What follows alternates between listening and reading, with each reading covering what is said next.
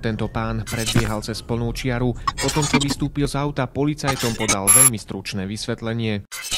Sa mi zdalo, že ma nejako brzdí, no tak som ho obišiel. Vodič nákladiaku, ktorého obchádzal, bol opitý. Nie.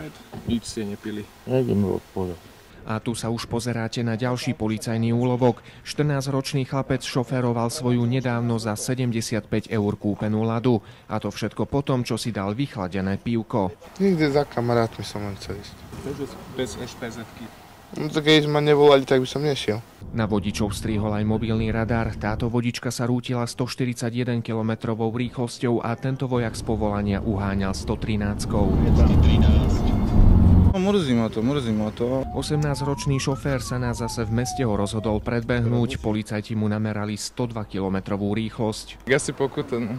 Čerešničkou na torte však bol tento maturant. V strede cesty sa opitý oháňal cestným stĺpikom. To zobral a stopoval som ľudí.